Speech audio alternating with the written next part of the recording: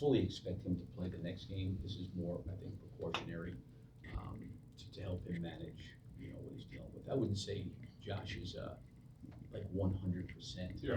But I mean, you saw him play yesterday. There was no setbacks in terms of anything like that. And just one more for me. Obviously, you've gushed many times about the experience of coaching Zach LaVine. Now that you have a few months of reflection, just overall, what did you think about his tenure with you in Chicago? Yeah, man, I really enjoyed the relationship piece of it. I think when I first came, he had a different coach every single year, so there was just a little bit of continuity with him. I think I've mentioned many times going into the season with where things were at a year ago, and I think his personal time to reflect,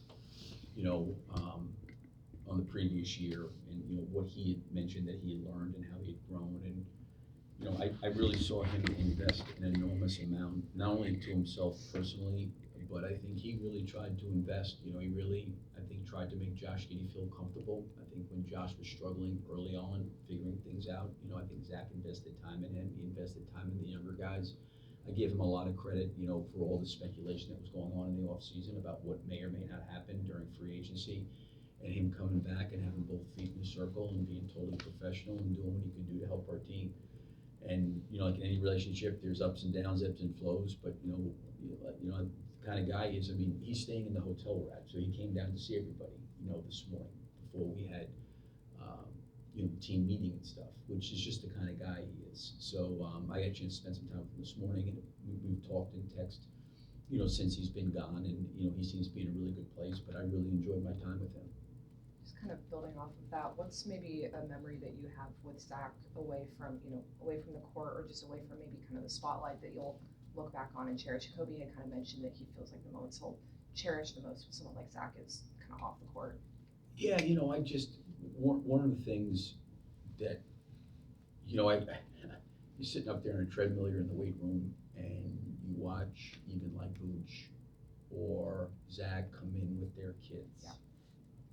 Like, as somebody who's the kids have grown and they're all in their 20s and 30s right now, I reflect back on, how much time I probably missed in coaching, Sure. A lot of ways. And it's great to see those guys as fathers, like coming out of practice, going home, taking their kids, it's freezing outside, probably can't get the kids outside, and letting them run around the gym, and they're totally invested in that. Like, I'll always remember that.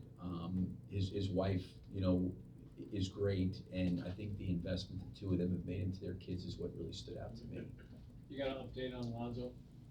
Yeah, doing better. I think I mentioned yesterday the feeling right now is this has been the first time that he's not had pain in terms of just constant pain. That's kind of subsided.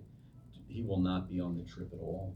The hope is when we get back home that week he could hopefully play, but starting to shoot, starting to do some different things with the ball. He's made some progress. Like I said, it's just been slow, but I know there was some anticipation that he may be able to make the trip or come out to LA, but that's not going to happen. Coach Donovan, we were hoping to see Giannis Valanciunas and Domas Sabonis and Matisse Zabulis play tonight on the same floor, but 2 out of 3 is not bad. But how's that young man doing for you in Chicago, Matisse? Iman's done a really good job. I think it's been a good year for him. I think he's learned a lot. I think he's developed. I think he's gotten better. There's still a lot more growth he's got to make. There's certain things physically, I think as he gets older, he'll be able to address, in the off season.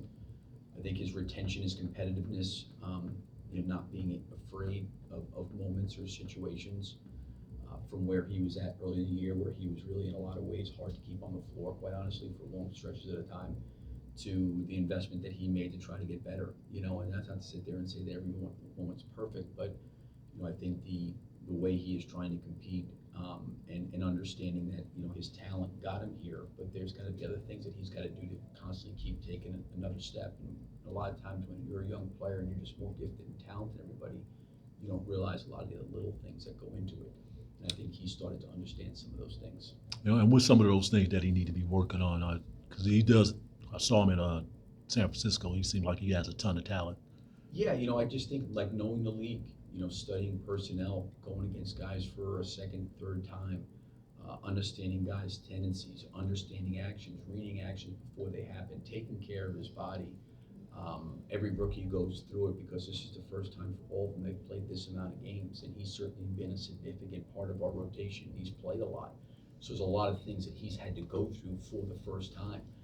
But you see him trying to correct or get better or improve in those areas. So, he's been great to work with, been great.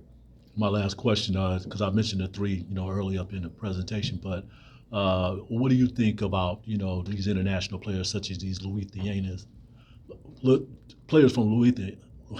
I'm trying to get it right, but anyway, there's a player downstate from you.